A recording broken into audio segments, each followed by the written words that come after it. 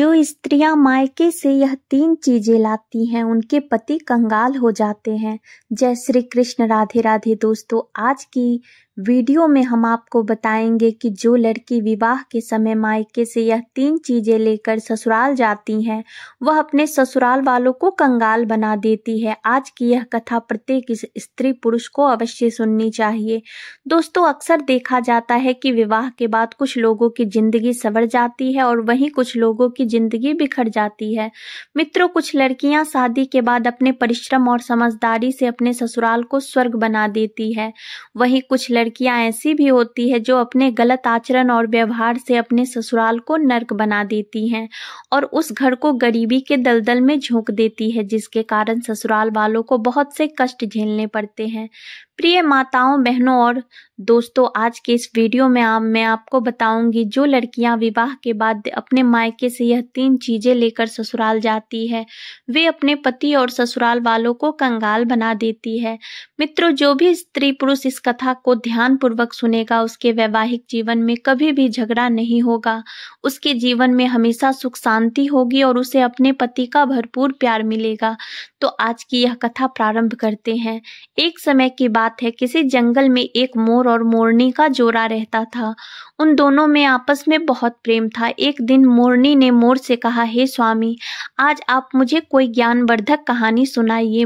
मोरनी की बात सुनकर मोर ने कहा, हे प्रिय, आज मैं तुम्हें एक अत्यंत ही सुंदर कहानी का श्रवण कराने जा रहा हूँ। फिर उस मोर ने आगे मोरनी से कहा, हे प्रिय, जो भी इस कहानी को पूरा सुनता है उसके जीवन में कभी भी गरीबी और दरिद्रता नहीं आती है। तभी मोरनी ने कहा, हे स्वामी, आप कहानी सुनाना प्रारंभ कीजिए। मित्रों, मोर कहानी सुनाते हुए कहता है, हे प्रिय, प्राचीन काल में एक गांव था। उस गांव में दौलत राम नाम का एक धनवान सेठ रहता था। उसके पास धन दौलत की कोई कमी नहीं थी। इतना सब कुछ होने के बाद भी उसके घर में कोई संतान नहीं थी। वह इस बात को लेकर बहुत चिंतित रहता था। उसने संतान प्राप्ति के लिए बहुत सी मन्नतें मांगी, पूजा पाठ किया, किंतु फिर भी उसे संतान सुख की प्राप्ति नहीं हुई।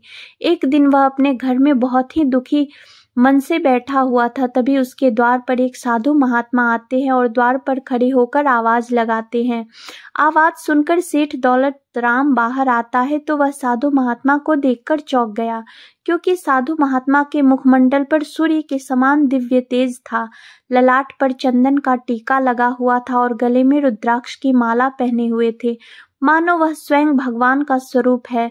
फिर वह साधु महात्मा को बहुत ही विनम्रता से प्रणाम करता है और उन्हें आदर सहित घर के अंदर लाता है और भोजन कराता है। भोजन कराने के बाद साधु महात्मा की इच्छा तृप्त हो गई और वह सेठ से बहुत प्रसन्न हुए और बोले, हे पुत्र, मैं तुम्हारी सेवा और भक्ति से प्रसन्न हूँ, मांगो तुम्हें क्या चाहिए। तभी सेठ ने हाथ जोड़ते हुए कहा, हे मुनिवर, ईश्वर की कृपा से एक चीज को छोड़कर घर में किसी और चीज की कोई कमी नहीं, बस आप मुझे संतान प्राप्ति का आशीर्वाद दे दीजिए। सेठ के कहने पर साधु महात्मा ने सेठ को संतान प्राप्ति का आशीर्वाद दे दिया। उसके बाद वह अपने गंतव्य स्थान के लिए चल दिए। मित्रों, कुछ दिन बाद सेठ के घर में साधु महात्मा के आशीर्वाद से 2 पुत्र और 1 पुत्री ने जन्म लिया। सेठ ने संतान प्राप्ति की खुशी में सारे गांव वालों को भोजन कराया और उन्हें उपहार दिया। मित्रों, सेठ अपनी बेटी से बहुत प्रेम करता था, क्योंकि वह घर में इकलौती थी। वह सेठ अपने बेटों से भी ज्यादा अपनी बेटी को प्यार करता था और उसका बहुत ख्याल रखता था। वह सेठ अपनी बेटी से कहते ही उसकी हर इच्छा पूरी कर देता था। बड़े लाड प्यार से उसने अपनी बेटी को पाला था। बेटी की जुबान पर कोई भी बात आती उससे पहले ही सेठ उसके लिए वह सामान लाकर दे देता था। मित्रों, कहते हैं कि संतान को जरूरत से ज्यादा प्यार नहीं करना चाहिए और ना ही उसकी इच्छाएं पूरी करनी चाहिए, क्योंकि यह सब करने से संतान के व्यक्तित्व पर बुरा असर पड़ता है और उनका भविष्य खतरे में पड़ सकता है। मित्रों, आगे की कहानी सुनाते हुए वह मोर कहता है, हे प्रिय, सेठ दौलत राम के अधिक लाड प्यार के कारण धीरे धीरे वह लड़की अपनी जिंदगी में बहुत अहंकारी होती चली गई, घमंडी हो गई। एक दिन सेठ की पत्नी सेठ के पास गई और उसे समझाती है कि देखो जी, तुम जो इसके लिए करते हो, तुम्हारे इसी प्यार की वजह से अब वह जिद करने लगी है, सबको बात बात पर जवाब देने लगी है और लोगों से झगड़ा करने लगी है। सेठानी की बात सुनकर सेठ ने कहा, तुम व्यर्थ ही चिंता करती हो, अभी तो वह छोटी बच्ची है, जब बड़ी होगी तो सब ठीक हो जाएगा। फिर सेठानी ने गुस्से से कहा, देखना एक दिन आपका यह प्यार हमारी बेटी का जीवन बर्बाद कर देगा और अंत में आपको जीवन भर आंसू बहाने पड़ेंगे। ध्यान रखना, एक लड़की का घर बर्बाद होता है तो सिर्फ उसे ही दुख नहीं होता, माँ बाप भी जीवन भर दुखी रहते हैं। मित्रों, समय बीतता गया। कुछ दिन बाद वह लड़की बड़ी हो गई। मित्रों, जब बेटी बड़ी हो जाती है तो माँ बाप को एक ही चिंता रहती है कि मेरी बच्ची की जल्दी से घर बस जाए, मेरी बेटी के हाथ पीले हो जाए और मैं इस जिम्मेदारी से मुक्त हो जाऊं। फिर एक दिन सेठ ने अपनी बेटी के लिए एक अच्छा सा लड़का देखकर उसका विवाह कर दिया। बेटी विदा होकर अपने ससुराल चली गई। जब वह ससुराल में पहुंची तो उसे अभी ससुराल में 7 दिन भी नहीं बीते थे कि उसने एक पत्र अपने पिता को लिखा और सेठ को अपने ससुराल बुला लिया। सेठ पत्र पढ़कर अपनी बेटी के बुलाने पर उसके ससुराल जा पहुंचा और अपनी बेटी से पूछने लगा, बेटी क्या बात है, तुमने मुझे अचानक से क्यों बुलाया, सब ठीक तो है? तभी उसकी बेटी ने गुस्से में सेठ से कहा, अरे पिताजी, आप मुझसे पूछ रहे हो कि मैं कैसी हूँ? मैं तो यहाँ पर बहुत ज़्यादा परेशान हो रही हूँ, मेरा यहाँ पर दम घुट रहा है। तभी सेठ ने कहा, बेटा अभी तो यहाँ आए हुए तुम्हें ठीक से 7 दिन भी नहीं हुए हैं और तुम इतना परेशान हो गई। लड़की ने कहा, पिताजी मैं अब इस घर में एक क्षण भी नहीं रह सकती, मुझे आज ही यहाँ से लेकर चलिए, मैं इस नर्क में नहीं जी सकती। फिर सेठ ने कहा, बेटी ऐसी क्या बात हो गई जो तुम ऐसा बोल रही हो? तभी बेटी ने कहा, पिताजी यदि आप मुझे जीवित देखना चाहते हो तो इसी वक्त अपने साथ मुझे ले चलो। सेठ ने अपनी बेटी को समझाते हुए कहा, बेटी मैंने तो तुम्हारे लिए इतना अच्छा घर देखा था, तुम्हारे लिए इतना सारा दहेज दिया था, इसके बाद भी अच्छी शादी की थी, पूरे नगर में ऐसी शादी आज तक किसी ने नहीं की, आखिर तुम यह क्या कह रही हो? यदि तुमने ऐसा किया तो सारे गांव में हमारी बदनामी होगी, लोग हमारा उपहास करेंगे। फिर उसकी बेटी ने गुस्से से कहा, यदि आप मुझे जीवित देखना चाहते हैं तो जल्दी से जल्दी यहाँ से मुझे ले चलिए, नहीं तो आप अपनी बेटी को दोबारा नहीं देख पाओगे।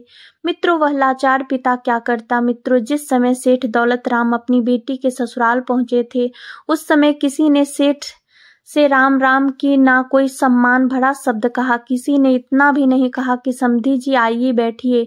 लड़की का ससुर अपनी जगह से उठकर चला गया, दामाद भी वहां से उठकर चला गया, घर के किसी भी सदस्य ने सेठ से हाल चाल भी नहीं पूछा। मित्रों, यह सब उसकी बेटी के व्यवहार का परिणाम था, जिसके कारण उसकी ससुराल में उसके पिता की किसी ने कोई इज्जत नहीं की थी। यदि बेटी अपने ससुराल में सबके साथ अच्छा व्यवहार रखती, आज 4 लोग उसके पिता के स्वागत में खड़े हुए मिलते। मित्रों, अपनी बेटी के इस प्रकार से जिद करने पर सेठ ने काफी देर सोचा, फिर उसने अपनी बेटी से कहा, बेटी एक बार तेरी सास से पूछ लेता हूँ कि वह ऐसा व्यवहार क्यों कर रही है। तभी सेठ की बेटी ने कहा, पिताजी क्या पूछना उस डायन से, वह तो डायन है, उससे कुछ भी पूछना बेकार है, उस बुढ़िया के कारण ही तो मैं यहाँ दुखी हूँ, इस घर में उसी डायन ने तो मेरा जीना हराम कर रखा है। तभी सेठ ने कहा, बेटी एक बार ठहरो तो मैं उनसे पूछा आता हूँ, आखिर वह ऐसा बर्ताव मेरी बेटी के साथ क्यों करती है। मित्रों, इतना कहकर सेठ अपनी बेटी की सास के पास गया और बोला, बहन जी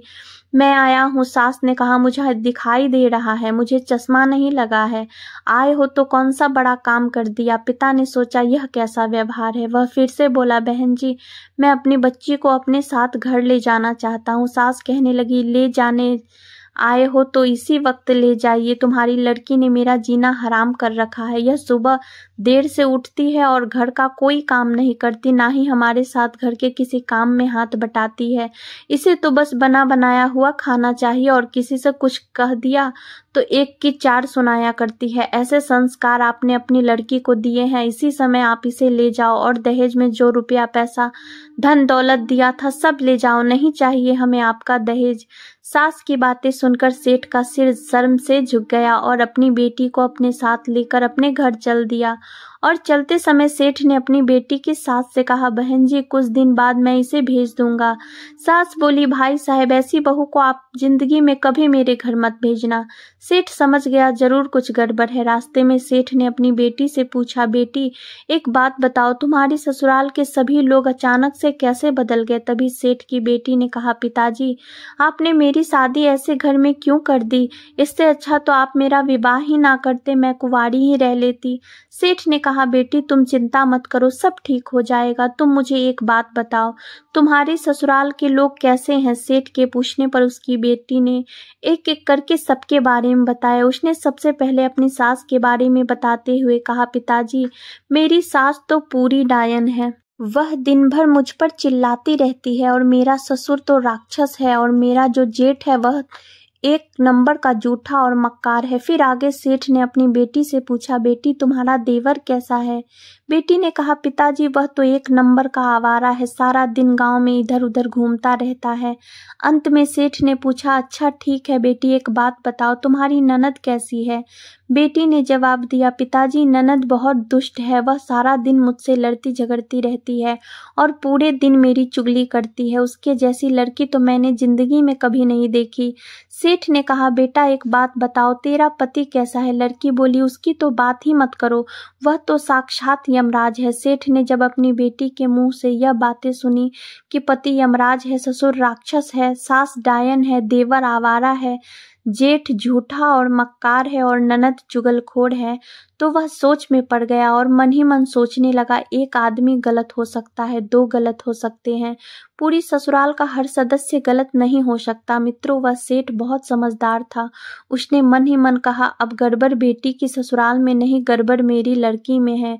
मेरी बेटी के अनुसार उसकी ससुराल में एक भी इंसान अच्छा नहीं है। पूरे घर में जिसको देखो सब इसके खिलाफ है और सब इसकी बुराई कर रहे हैं। फिर वह लड़की सेठ से कहती है, पिताजी अब मैं अपनी ससुराल कभी नहीं जाऊंगी, उस घर में सब मुझसे लड़ते झगड़ते हैं। तभी सेठ ने कहा, हे बेटी तुम उस घर में मत जाना, तुम अपने घर में आराम से रहना, अपने यहाँ किसी चीज की कोई कमी नहीं है। मित्रों, वह सेठ अपनी बेटी को अपने साथ घर ले बुलाया। मित्रों, इधर जब सेठ की बहुओं ने सुना कि उसकी ननद अब यहीं रहने आई है तो उन्हें यह बात पसंद नहीं आई और उन्होंने कुछ दिन बाद अपनी ननद के हाथ में झाड़ू पकड़ा दिया और कहने लगी, अब बहुत हो गई खातिरदारी, अब यहाँ रहना है तो काम तो करना ही पड़ेगा। फिर सेठ की बेटी ने कहा, अरे भाभी तुम तो मुझे इतना प्यार करती थी, अब यह कैसी बातें कर रही हो? भाभी ने कहा, करती थी लेकिन तौर तरीके से रहोगी तो ही प्यार करेंगे। अब तो तू ससुराल छोड़कर आ गई है और यहीं रहेगी और हमारे लिए ही मुसीबत बनेगी। मित्रों, अपनी भाभी के ऐसे कटु वचन सुनकर वह सोचने लगी, मेरी भाभीयों का स्वभाव मेरे प्रति बदल गया है। मित्रों, याद रखना, शादी के बाद जो लड़की अपने मायके में ज्यादा रहती है उसका वैसे भी इज्जत और मान सम्मान खत्म हो जाता है। लड़की की शान तो मायके से डोली उठने और ससुराल से अर्थी उठने में है। मित्रों, इस तरह से उसकी भाभीयों का व्यवहार बदल गया था। कुछ दिनों बाद सेठ की बेटी मंदिर गई तो उसे प्रतिदिन मंदिर आता देख मंदिर वालों को परेशानी होने लगी और उसके साथ की लड़कियां सोचने लगी, यह तो काफी दिनों से अपने मायके में रह रही है, इसका पति इसे ले जाने क्यों नहीं आता? उसकी सहेलियां उससे मिलती और पूछती, क्या बात है, तुम कई महीनों से यहीं पर हो, तुम्हारे पति कहाँ है? वह तुम्हें लेने के लिए नहीं आए? अपनी सहेलियों की बात सुनकर उसने कहा, सत्यानाश हो ऐसे पति का, वह मुझे ससुराल में नहीं रहने दे रहा है, ना मुझे मायके में रहने दे रहा है। जहाँ भी जाती हूँ सब यही पूछते हैं, तुम्हारा पति तुम्हें लेने नहीं आया? मैं तो सबको जवाब देते देते थक गई हूँ। मित्रों, अब तो मंदिर में भी औरतें इकट्ठी होकर यही चर्चा करने लगी कि दौलत राम सेठ की बेटी ससुराल नहीं जाती है, लगता है उसके पति ने उसे छोड़ दिया है। जब यह बात सेठ की लड़की ने सुनी तो वह परेशान हो गई। उसने कहा, यहाँ तो मेरा जीना हराम हो गया है और यह सब ऐसी बातें कर रही हैं। वह गुस्से से मंदिर से वापस आ गई और चुपचाप कमरे में जाकर बैठ गई। जब सेठ ने देखा कि मेरी लड़की उदास बैठी है तो वह उसके पास गया और पूछा, बेटी क्या बात है? बेटी ने कहा, पिताजी मेरी ससुराल तो बिल्कुल नर्क है और शादी के बाद जब से मैं यहाँ आई हूँ जिसको देखो वही मुझे ताने मारता है, मेरी तो इज्जत मिट्टी में मिल गई है। जिसे देखो मुझे शक की निगाहों से देखता है, जिससे बात करो उसका पहला प्रश्न यही होता है कि तुम्हारा पति कहाँ है? अब तो मेरे पति ने मेरा जीना हराम कर दिया है, इससे अच्छा तो पिताजी मेरी शादी ही ना होती। यह सब सोचकर वह बहुत दुखी हो जाती है। फिर सेठ ने कहा, बेटी एक काम करोगी? तो उसने कहा, क्या पिताजी? सेठ ने कहा, बेटी अपने नगर में एक महाराज जी पधारे हैं। वे बहुत ही तेजस्वी महात्मा हैं। मैंने तेरी चर्चा उनसे की थी तो बेटी ने पूछा, पिताजी महाराज ने क्या कहा मेरे बारे में? सेठ ने कहा, बेटी पहले मेरी बात शांति से सुन लो। उन्होंने मुझे एक मंत्र दिया है। यदि उस मंत्र की आप साधना करो और उस मंत्र का जाप 6 महीने तक कर लो तो तेरी सासू वाले तेरे वश में हो जाएंगे। मित्रों, वह लड़की यही तो चाहती थी कि सब कुछ उसके वश में हो, ससुराल में उसका राज हो जाए, वह महारानी बन जाए, सब लोग उसके इशारे पर नाचे। वह चाहती थी कि वह घर की मालकिन बनकर रहे, किसी के अनुशासन में ना रहना पड़े। आगे सेठ ने कहा, बेटी 6 महीने में तेरे ससुराल वाले का माहौल पूरी तरह बदल जाएगा। तू ससुराल जाना चाहेगी? उसने कहा, पिताजी यदि ऐसा हो जाएगा तो मैं क्यों नहीं जाना चाहूंगी। क्या मेरे जाने से सब कुछ मेरी मुट्ठी में हो जाएगा? तभी सेठ ने कहा, हाँ बेटी, सब कुछ तेरी मुट्ठी में होगा। तेरा पति तो तेरे आगे पीछे घूमेगा, सास तेरे पैर दबाएगी। बेटी ने कहा, क्या पिताजी वास्तव में मेरी सास मेरे पैर दबाएगी? उसने खुशी से कहा। पिता ने कहा, हाँ बेटी। सेठ ने कहा, सब कुछ ठीक हो जाएगा, लेकिन महाराज का दिया हुआ मंत्र तुझे जपना होगा। सेठ की बेटी ने कहा, पिताजी देखो, यह मंत्र मुझे तो याद नहीं होगा, और कोई काम तो हो तो बताओ। सेठ ने कहा, ठीक है बेटी, मंत्र मैं जप लूंगा, साधना तू कर लेना, फिर देखना तुरंत प्रभाव पड़ेगा। लड़की पूछने लगी, पिताजी मुझे क्या साधना करनी है? सेठ ने जवाब दिया, बेटी तू बस यही साधना करना है। 6 महीने तक किसी को भी पलट के जवाब नहीं देना है। 6 महीने तक किसी को कुछ नहीं बोलना है और चुपचाप ईमानदारी से घर का सारा काम करना है। क्या तुम इस काम के लिए तैयार हो?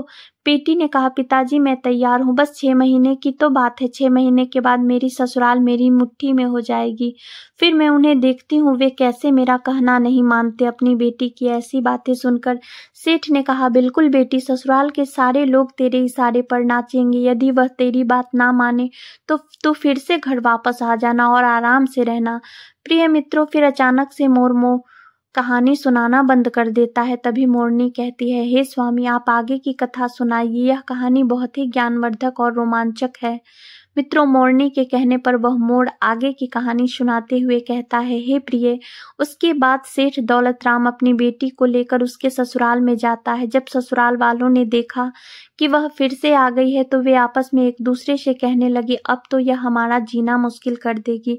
मित्रों, उस समय किसी ने सेठ से हालचाल नहीं पूछा, ना ही सेठ का आदर सत्कार किया, बल्कि उस लड़की का पति उसे कटु बोलते हुए कहने लगा, यह कुलंकिनी फिर से इस घर को बर्बाद करने के लिए यहाँ आ गई।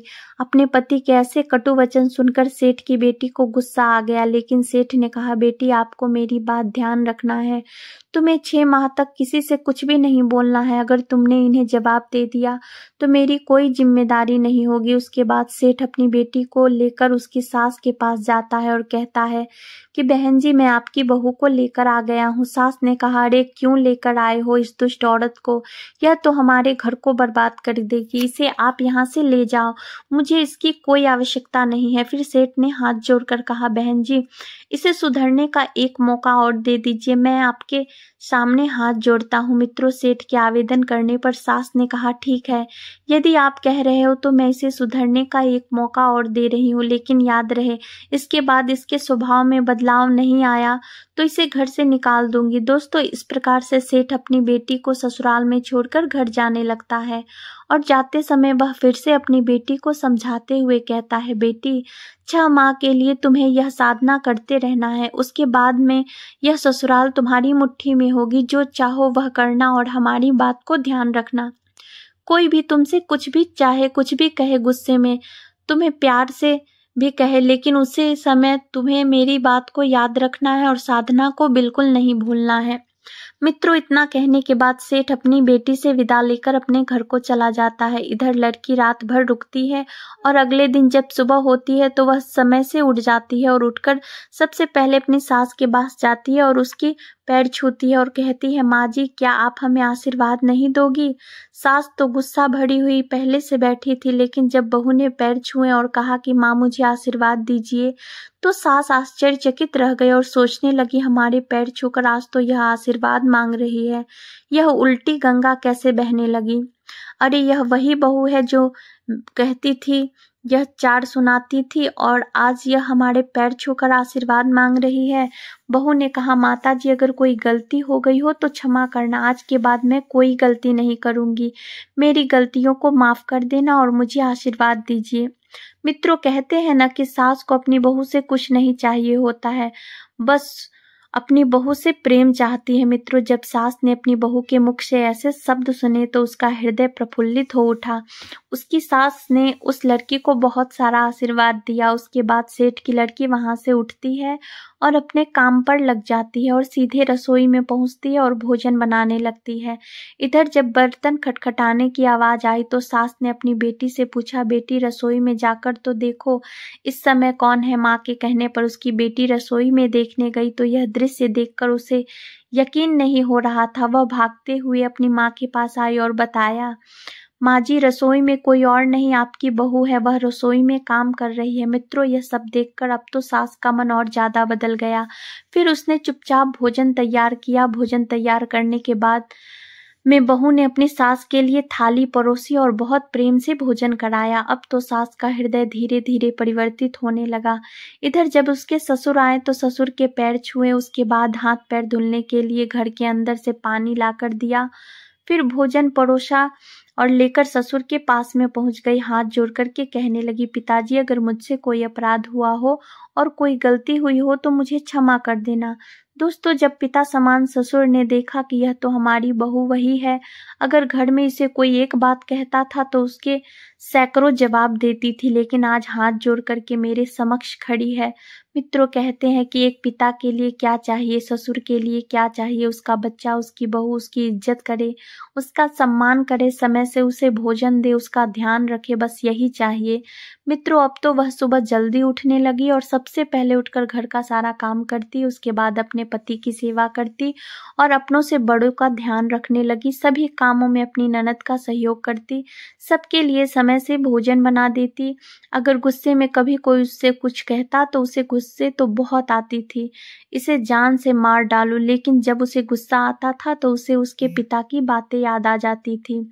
मित्रों, अब तो घर में उससे कोई अगर गुस्से से भी बात करता तो वह उसे चुपचाप सुनकर टाल देती थी, क्योंकि वह यही सोचती थी कि 6 माह की तो बात है, उसके बाद मैं इन सबको जवाब दूंगी। यही सोचकर वह शांत रहती थी। मित्रों, इस प्रकार से वह अपना समय चुपचाप गुजारती रही और चुपचाप सबकी बातें सुनती रही, सबका ख्याल रखती रही और इस प्रकार से उसे 1 महीना बीत गया। फिर एक दिन क्या होता है, उसकी सास ने अपनी बहू को अपने पास बुलाया और घर की जो चाबियां थी अपनी बहू को सौंप दी और कहा कि बेटी, तुम मेरी बेटी की तरह हो, तुम मेरे घर की लक्ष्मी हो, आज से इस घर की सारी जिम्मेदारी मैं तुम्हें सौंप रही हूँ। इतना कहकर सास ने बहू को अपने घर की चाबियां दे दी। मित्रों, जैसे ही उसने घर की चाबी पकड़ी उसका दिल बहुत खुश हो गया। फिर सास ने अपने बेटे को पास बुलाया और कहा, यह तेरी पत्नी है, आज के बाद तू जो भी पैसा कमा कर लाएगा वह मुझे नहीं देगा बल्कि अपनी पत्नी के हाथ में देगा, क्योंकि यह घर की बहू नहीं बल्कि लक्ष्मी है। आज से घर की सारी जिम्मेदारी इसके ऊपर है। सास के मुंह से ऐसे शब्द सुनकर वह खुशी के मारे मन ही मन उछलने लगी और सोचने लगी, पिताजी ने सही कहा था कि साधना का प्रभाव 1 महीने में ही दिखने लगेगा। पिताजी ने तो यह भी कहा था कि 6 माह लगेंगे, लेकिन यहाँ तो 1 महीना में ही साधना का प्रभाव दिख गया। अब तो हमारे हाथ में पूरे घर की चाबी आ गई। सब लोग हमारी प्रशंसा कर रहे हैं, सब लोग हमारे कहने के मुताबिक चलना चाहते हैं। मैं तो बस यही चाहती थी। मित्र, यह सब देखकर सेठ की बेटी बहुत खुश होती है, लेकिन अंदर ही अंदर वह गुस्से से भरी थी और सोच रही थी कि 6 महीने के बाद मुझे इनको देखना है। मैं इनके कहे हुए एक एक शब्दों का हिसाब लूंगी। फिर वह अपने पिता की बातों को याद करके चुपचाप अपने ससुराल वालों की सेवा करती रही। अब तो उसकी प्रशंसा ससुराल में खूब होने लगी, पड़ोसी भी उसकी प्रशंसा करने लगे। धीरे धीरे 2 महीने हो गए और जब 2 महीने हो गए तो उस बिगड़ैल बेटी की सारी गुस्सा ठंडी पड़ गई, सारे विचार बदल गए, उसके अंदर प्रेम भाव जागृत हो गया। अब वह सबके साथ प्रेम से बातें करने लगी। मित्रों, इधर जब सावन का महीना आया तो सेठ ने अपने बेटे को पास बुलाया और कहा, बेटा, अपनी बहन के ससुराल चले जाओ और उसे अपने साथ ले आओ। सेठ के कहने पर उसका बेटा अपनी बहन के ससुराल जा पहुंचा और बहन के पास जाकर कहने लगा, बहन तुम घर चलने के लिए तैयार हो जाओ, हम तुम्हें अपने साथ ले जाने आए हैं। अपने भाई की बात सुनकर सेठ की बेटी ने कहा, भैया जाओ, पहले हमारी सासू माँ से पूछ लो और हमारे ससुर जी से जाने की अनुमति ले लो, उसके बाद ही मैं तुम्हारे साथ चलूंगी। बहन के कहने पर भाई उसके सास ससुर के पास जाता है और कहता है, माँ जी त्योहार आने वाला है, इसलिए पिताजी के कहने पर हम अपनी बहन को लेने आए हैं। अगर आप दोनों की अनुमति हो तो क्या अपनी बहन को अपने साथ ले जा सकता हूँ। तभी सास कहने लगी, ठीक है बेटा, तुम भाई बहन का प्यार है, ले जाओ, लेकिन ज्यादा दिन के लिए हमारी इस बहू को अपने यहाँ मत रोकना। रक्षाबंधन हो जाए उसके दूसरे दिन इसको भेज देना, क्योंकि इसके बगैर मुझे अब अच्छा नहीं लगता। इसके बिना सारा घर सूना लगेगा। यह तो हमारे घर की लक्ष्मी है। मित्रों, अपने सास ससुर और पति से अनुमति लेकर वह अपने भाई के साथ अपने मायके आती है और पिता से मिलती है। पिता ने अपनी बेटी से पूछा, बेटी तुम्हारी डायन सास कैसी है। तभी उसकी बेटी ने कहा, पिताजी आप मेरी सास के बारे में ऐसे शब्द मत बोलिए, वह डायन नहीं है, वह तो हमारी माँ है। अरे अब तो वह माँ से भी बढ़कर प्रेम करती है। फिर सेठ ने पूछा, तुम्हारा राक्षस ससुर कैसा है। फिर उसने कहा, पिताजी मेरे ससुर के बारे में ऐसा मत बोलो, मैं अपने ससुर के बारे में एक शब्द भी नहीं सुन सकती। वह राक्षस नहीं है, वह तो हमें आपसे भी ज्यादा प्रेम करते हैं। फिर सेठ ने पूछा, तुम्हारा नकारा जेठ कैसा है। बोले, पिताजी उनके बारे में भी ऐसा मत कहो, वह तो हमारे बड़े भाई के समान है, वे पूरे घर का ख्याल रखते हैं। आगे सेठ ने कहा, क्या तुम्हारी ननद अब भी चुगलखोरी करती है। सेठ की बेटी ने कहा, पिताजी अब वह बहुत अच्छी है, प्रत्येक काम में मेरा हाथ बटाती है। सेठ ने कहा, तुम्हारा पति तो यमराज था, अब वह कैसा है। तो उसकी बेटी ने कहा, पिताजी हमारे पति के बारे में ऐसा मत बोलो, मेरा पति देवता है, उसके बारे में मैं एक शब्द नहीं सुन सकती। मित्रों, जब सेठ ने अपनी बेटी के मुख से यह शब्द सुने तो उसे लगा कि आज से पहले जो हमारा सिर नीचे झुक गया था, आज हमारा सिर दोबारा गर्व से ऊंचा हो गया है। हमारी बेटी ने फिर हमारा सिर ऊंचा कर दिया और मैं फक्र से कह सकता हूँ कि मैं एक बेटी का पिता हूँ। दोस्तों, कहते हैं ना कि बेटी चाहे तो ससुराल में समाज में अपने पिता का सर ऊंचा कर सकती है और चाहे तो वह समाज में और ससुराल में अपने पिता को सिर उठाने लायक भी न छोड़े। मित्रों, उसके बाद उस लड़की ने हंसी खुशी से त्योहार बिताया और फिर कुछ दिन बाद उसके ससुराल वालों ने उसे खबर भेजकर उसे अपने पास बुला लिया। मित्रों, पिता की एक समझदारी के कारण उसका घर टूटने से बच गया और पिता की एक सीख से उसकी बेटी के सारे विचार बदल गए। धीरे धीरे उसकी लगन और मेहनत के कारण उसका घर एकदम स्वर्ग बन गया। मित्रों, उसके एक मौन ने और 6 महीने की सहनशीलता ने सब कुछ बदल दिया। इसलिए तो कहते हैं कि स्त्री चाहे तो वह कुछ भी कर सकती है।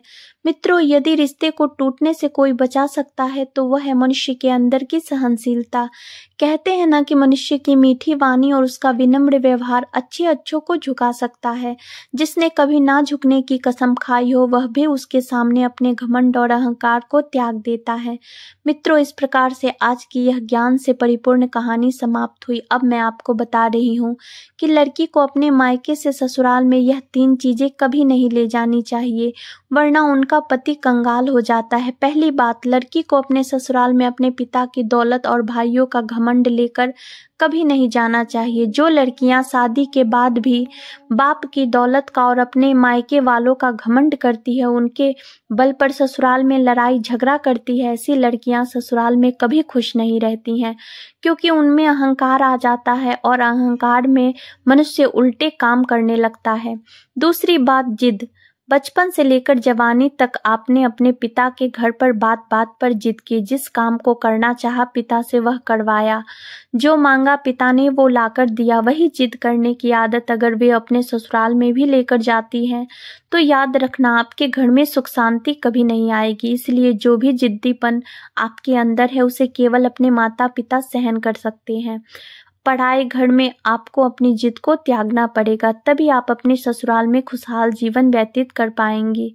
नंबर 3, लड़ाई झगड़ा। जब आप अपने मायके में रहती हो तो अपने माता पिता से, अपने भाइयों से, अपनी बहनों से, परिवार वालों से, चाचा चाची से लड़ाई झगड़ा करती हो और वह आपके मायके वाले सहन कर लेते हैं, सुन लेते हैं, कुछ नहीं कहते क्योंकि आप लड़की हो। लेकिन वही आदत लड़ाई झगड़ा वाली तुम अपने ससुराल में लेकर जाओगी तो आपकी इस आदत के कारण सास ससुर और आपके पति से आपका झगड़ा होगा, जिससे परिवार में अशांति होगी। और वैसे भी जिस घर में लड़ाई झगड़े होते हैं वह घर कभी उन्नति नहीं करता है, क्योंकि उस घर से माता लक्ष्मी रूठ कर चली जाती है और फिर वह घर कंगाल हो जाता है। दोस्तों, अगर वीडियो अच्छी लगी हो तो वीडियो को लाइक और चैनल को सब्सक्राइब जरूर करें।